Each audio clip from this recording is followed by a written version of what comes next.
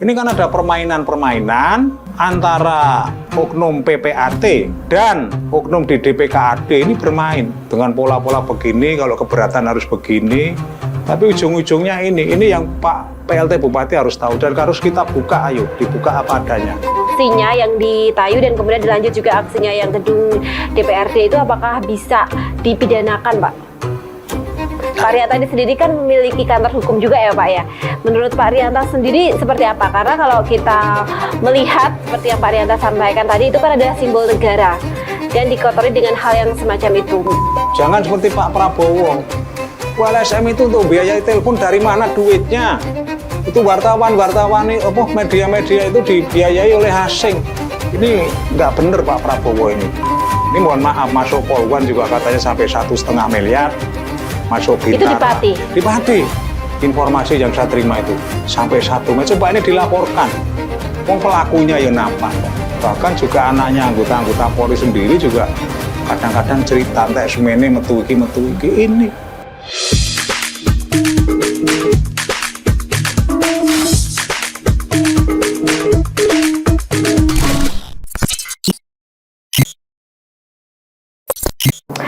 Apa kabar pemirsa Lingkar TV dimanapun Anda berada, berjumpa kembali dengan saya Nadine RA. Dan kali ini dalam bedah opini kali ini kita akan bahas mengenai mengisi kemerdekaan Republik Indonesia dari seremoni menjadi aksi nyata. Nah sebelumnya saya juga mau mengucapkan selamat Dirgahayu ke-81 untuk Republik Indonesia kita yang tercinta. Nah kemerdekaan itu bukan hanya tentang mengenang perjuangan masa lalu dalam bentuk seremonial, tapi bagaimana kita mengisinya dengan hal-hal nyata untuk bisa membawa perubahan yang berdampak positif ke depannya. Nah untuk membahas hal itu sudah hadir di studio Lingkar TV pada malam hari ini narasumber kita Bapak Rianta yang merupakan anggota DPR RI tahun 2019 hingga 2024 dan juga merupakan pendiri Ormas Gerakan Jalan Lurus. Pak Rianta, apa kabar malam hari ini, Pak? Alhamdulillah, baik dan sehat. Alhamdulillah. Pak, kita kalau bicara mengenai mengisi kemerdekaan nih. Nah, menurut Pak Rianta, apa makna kemerdekaan yang relevan untuk masyarakat kita pada hari ini? Kemerdekaan itu kan intinya kan kebebasan. Tapi bukan kebebasan yang tanpa aturan. Tanpa aturan. Jadi intinya kan kalau saya mensitir apa yang disampaikan Bung Karno dulu bahwa kemerdekaan itu adalah jembatan Mas. Di seberang sana, kalau Bung Karno kan gitu. Di seberang sana. Itu mari kita isi bersama dengan hal-hal yang positif. Sesuai dengan bidang masing-masing. Jangan sudah merdeka tapi dibiarkan. Seperti kondisi sekarang ini tuh. Katanya sudah merdeka, tapi kenyataannya saya melihat masyarakat itu perlu mawas diri, apakah kemerdekaan ini benar-benar sudah dinikmati oleh masyarakat kecil khususnya. Ini yang kita perlu sadar diri, bukan kita nyalakan siapa-siapa. Contoh dalam hal-hal kecil aja, yang urusan-urusan sepele, masyarakat masih merasa merasa risau, merasa kok begini. Contoh berkaitan dengan pajak dan macam-macam ini kan masyarakat ini menjadi risau. Ya, karena semua berbicara pajak dan pajak. Ini. Jadi ini kan belum merdeka. Belum lagi berkaitan dengan kegiatan-kegiatan masyarakat. Seperti kalau masyarakat petani mau memerlukan bahan bakar solar untuk kegiatan traktornya juga kadang-kadang di pom bensin itu ada kendala-kendala. Padahal kita negara yang kaya ya Pak ya? Padahal kita negara yang kaya, ini kan kita bukan salah bunda mengandung, tapi salah Bapak melepas sarung. Salah Bapak melepas sarung, jadi dilepas sarungnya kemana-mana, jadinya kayak begini. Oke. Kalau orang Jawa dulu ini anak-anak kita itu seperti jadi anak kowar itu. Jadi apa itu?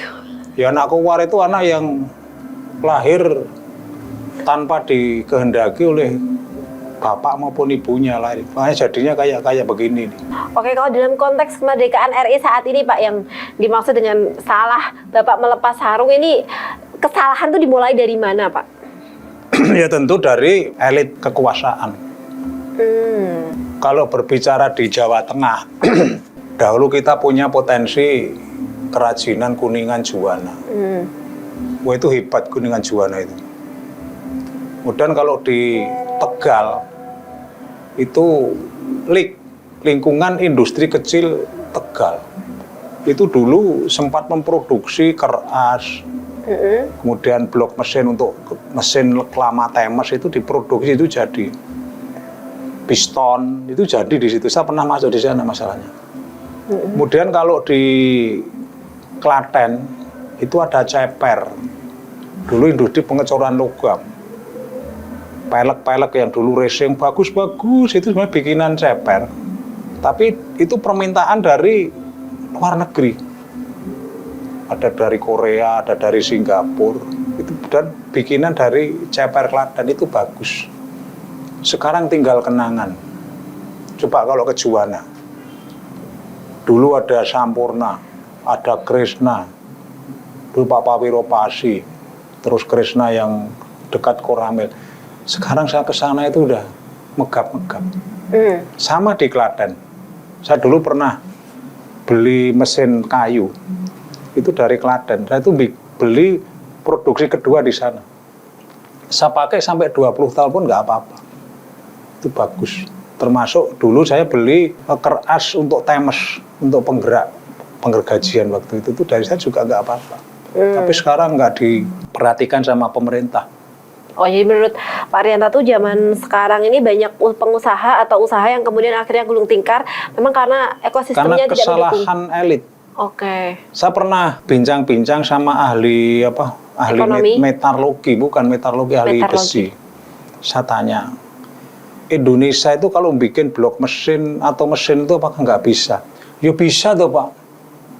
Itu kan barang gampang. Saya waktu itu sama salah satu insinyur alumni ITB, hanya kebijakan elitnya itu tidak mendukung. Karena elit lebih suka dengan fee. Jadi tidak usah produksi tapi kasih fee.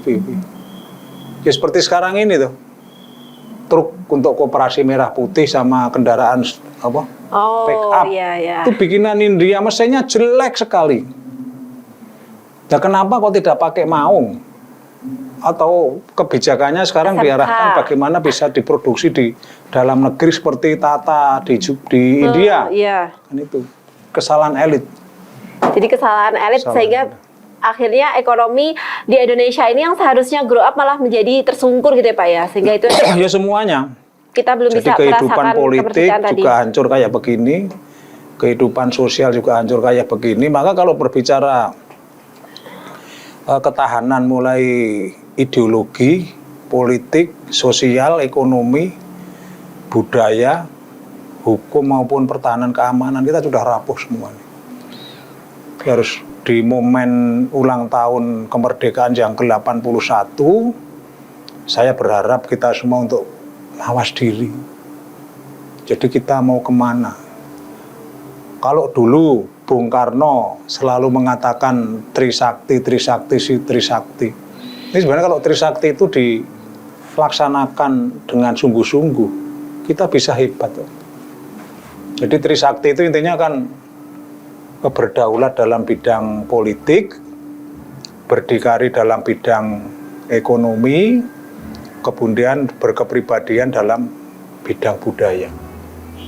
Bagaimana berbicara berdaulat dalam bidang politik? Politik luar negeri kita kan bebas aktif. Makanya presiden itu silakan mau berkomunikasi dengan Amerika ya monggo, dengan Cina ya monggo, dengan India ya monggo, dengan Uni Soviet ya monggo, dengan Israel ya monggo. Seperti dulu Gus Dur kan punya wacana mau membuka hubungan diplomatik dengan Israel. Saya setuju dengan Gus Dur. Karena daripada bikin ribut aja ya sudah dibuka hubungan diplomatik dengan Israel.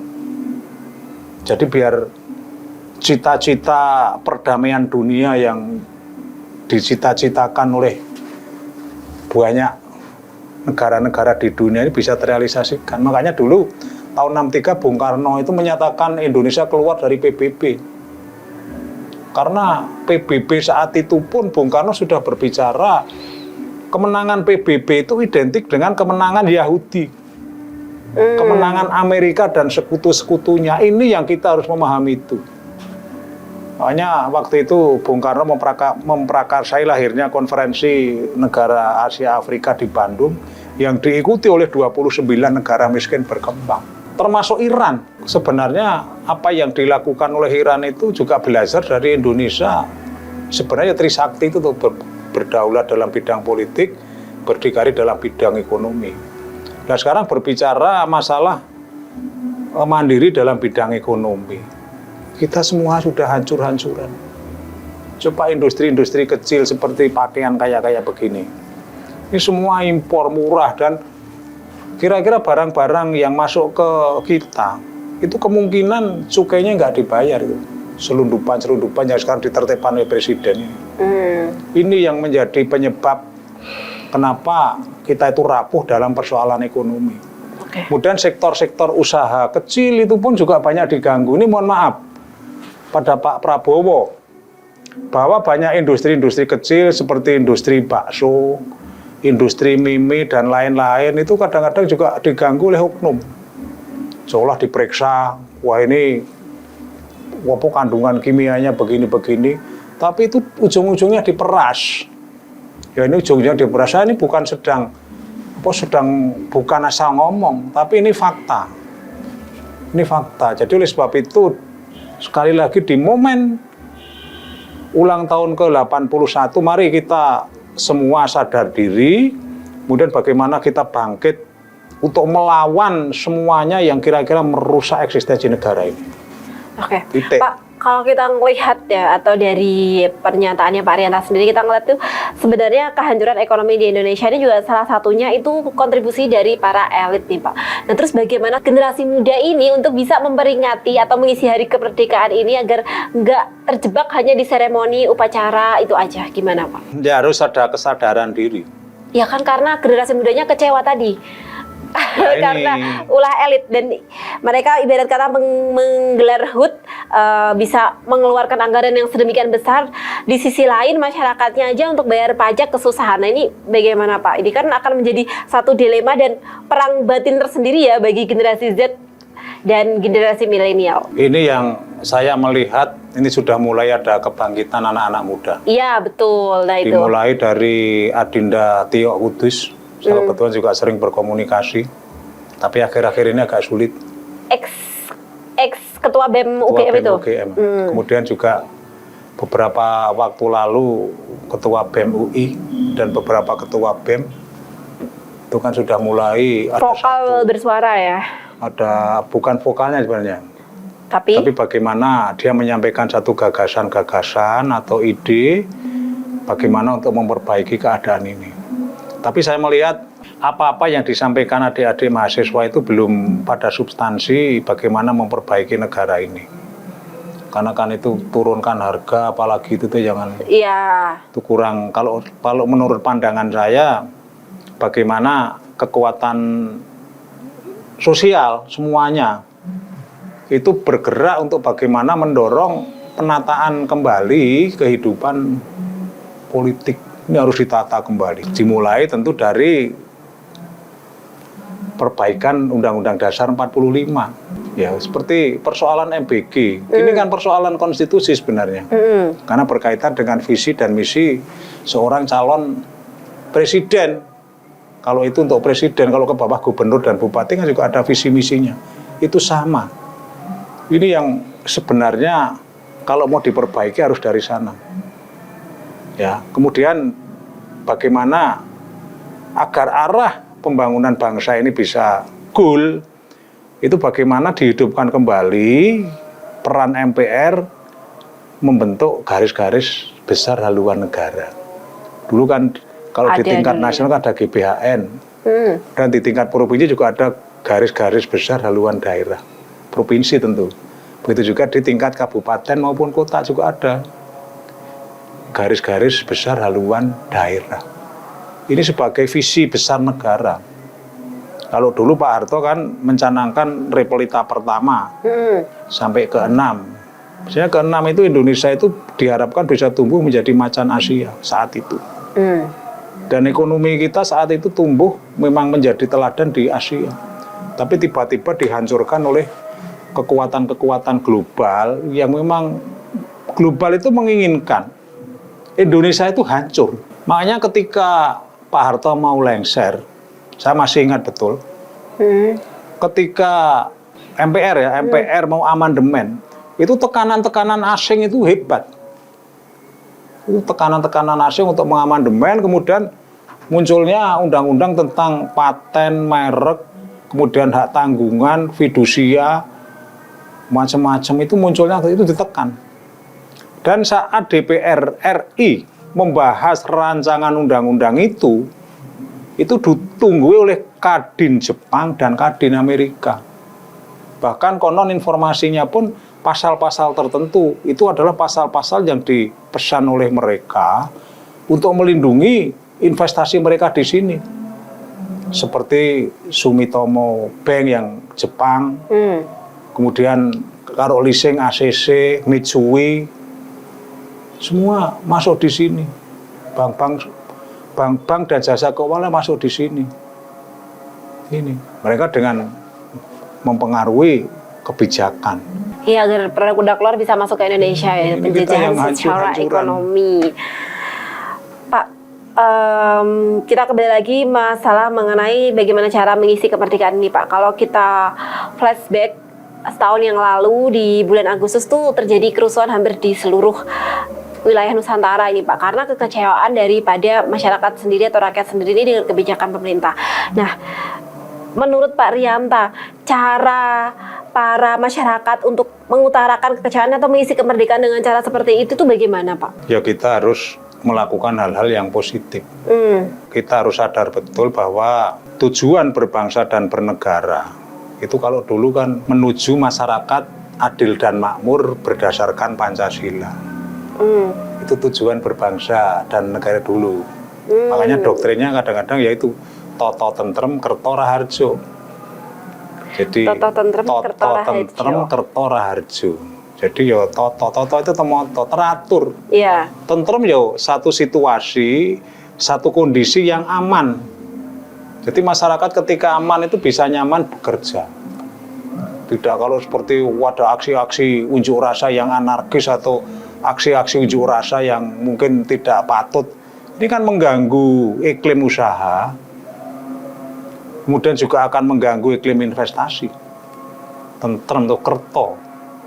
Yo kerto itu yo apa ya kerto itu Kerto Raharjo.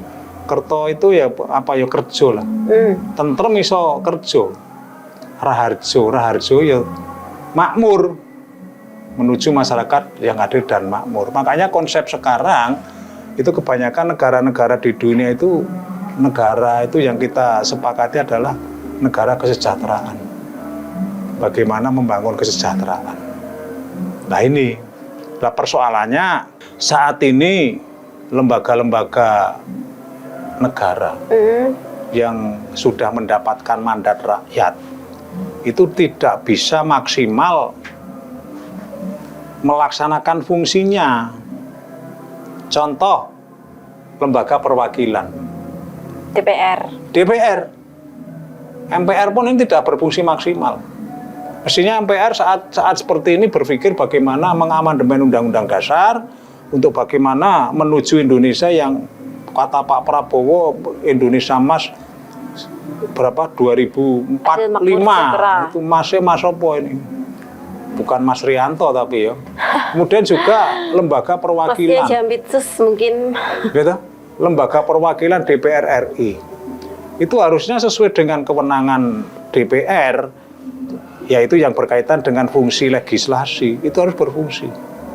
Sekarang bagaimana produk hukum nasional itu tumpang tindih. Apalagi pasca lahirnya Undang-Undang Cipta Kerja. Ini benar-benar bertabrakan.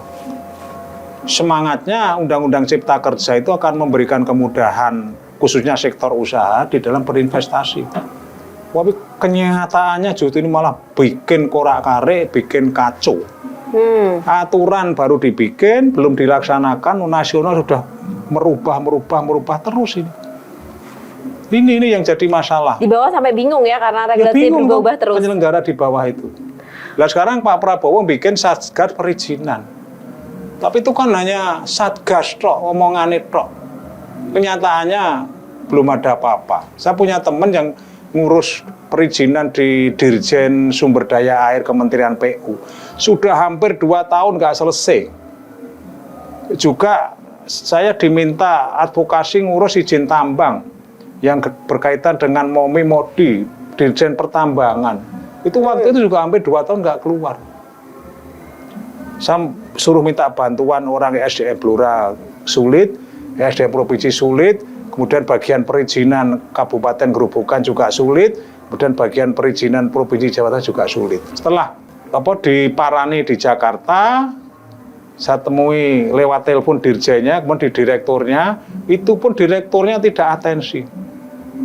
Baru saya minta kontak sama dirjen, saya minta pelaksanaan dikasih, baru ketemu itu baru bisa masuk. Ini contoh.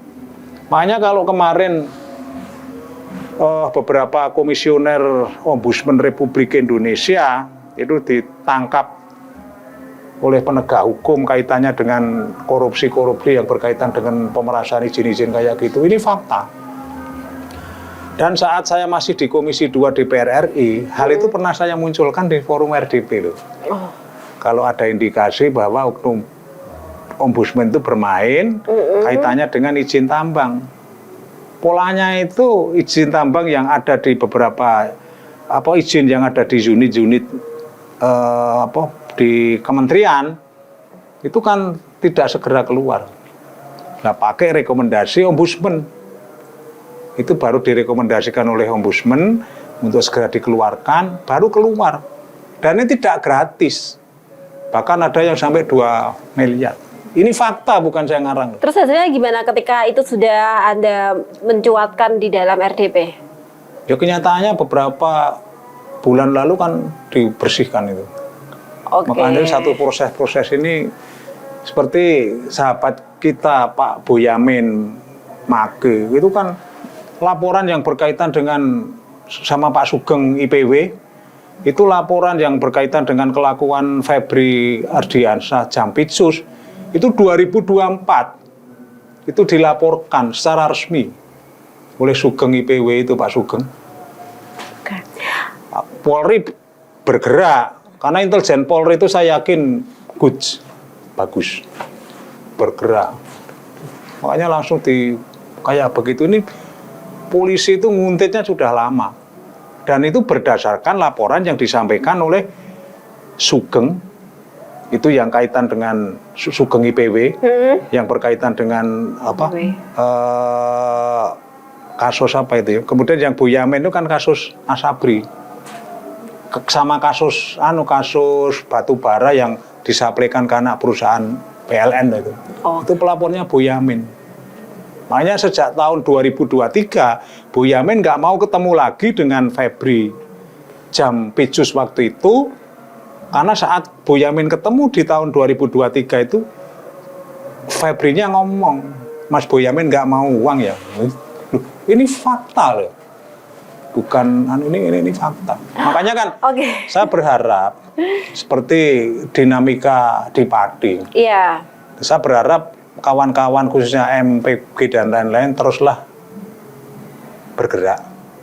Tapi dalam tanda kutip saya mohon untuk lebih sofa. Artinya jangan nampak kebrutalannya, jangan nampak kurang sopan.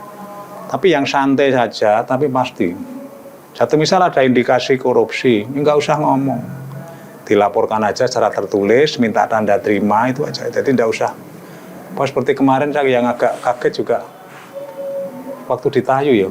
Iya. Apalagi hanya camat, Kajari, Bupati, Kapolresta. Kayak gitu mohon izin.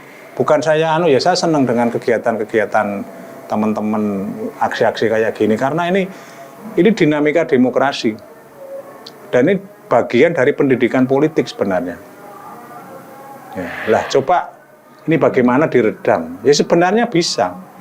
Ketika kita bicara bahwa itu juga bagian dari pendidikan politik ini Pak. Iya, menurut Dan saya. kemudian mereka masuk ke dalam gedung dewan, kemudian mereka melakukan penyegelan dan kemudian penyanderaan kepada anggota dewan. Pak, menurut Pak Rianta itu adalah pendidikan politik yang sesuai untuk masyarakat kita saat ini. Kalau menurut saya ya itu tidak benar.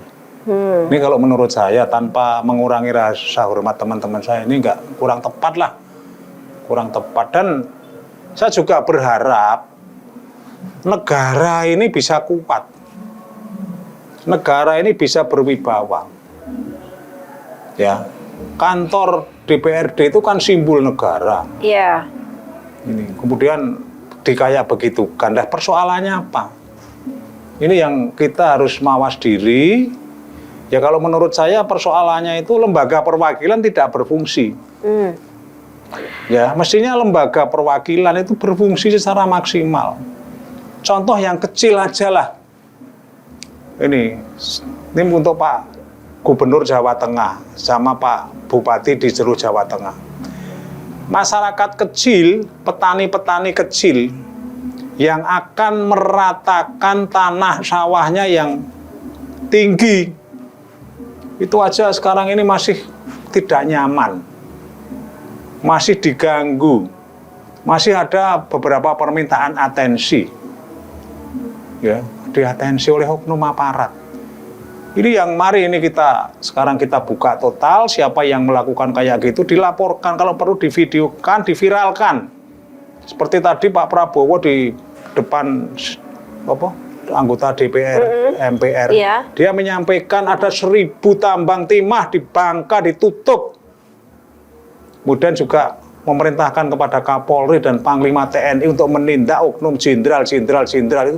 Tadi kan ngomong gitu Pak Prabowo. Ini. Makanya Pak Prabowo itu sebenarnya punya satu keinginan yang kuat. Tapi juga di lingkaran Pak Prabowo juga menurut masyarakat itu banyak yang tidak mendukung dengan keinginan Presiden Prabowo. Tapi sebenarnya yang disampaikan Prabowo di sidang tahunan MPR menjelang peringatan hari ulang tahun kemerdekaan ini sesuatu sinyal yang sebenarnya. Tapi mestinya jangan menunggu momen kemerdekaan dulu, sampaikan aja. Ya, sampaikan aja. Dan sudah disampaikan kok. Saya sedih ketika orang-orang yang dulu dikasih bintang justru malah melakukan ditindak juga korupsi.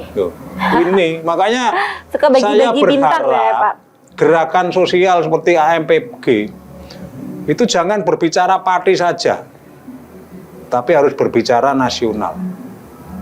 Harus berbicara nasional. Jangan parti, jangan. Ya harus berbicara nasional.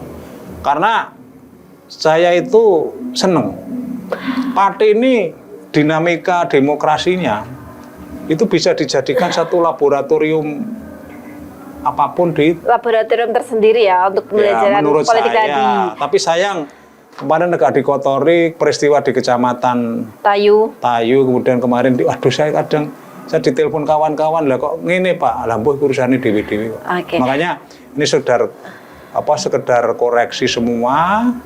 Jadi semua harus berfungsi. DPR juga harus berfungsi, kemudian NGO, LSM juga harus berfungsi. Tapi jangan eksistensi NGO atau masyarakat yang begitu ini kurang produktif lah. Kita itu negara. Yang kurang punya produktif itu tujuan demo-demonya tadi atau apa? Ya kalau kayak begitu kan tidak produktif. Oke. Gitu? Itu nggak produktif. Nah, bagaimana sekarang adakan satu rembuk daerah. Pak, menurut Pak Rianta sendiri apa yang dilakukan oleh AMPB kemarin dengan aksinya yang di Tayu dan kemudian dilanjut juga aksinya yang gedung DPRD itu apakah bisa dipidanakan, Pak? Pak Rianta sendiri kan memiliki kantor hukum juga ya Pak ya. Menurut Pak Rianta sendiri seperti apa? Karena kalau kita melihat seperti yang Pak Rianta sampaikan tadi itu kan adalah simbol negara. dan dikotori dengan hal yang semacam itu.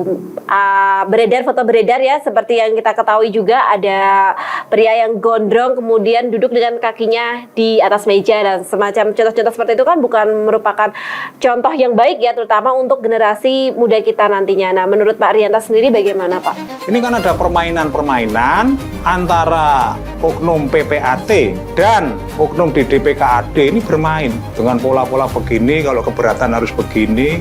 Tapi ujung-ujungnya ini yang Pak PLT Bupati harus tahu dan harus kita buka, ayo dibuka apa adanya.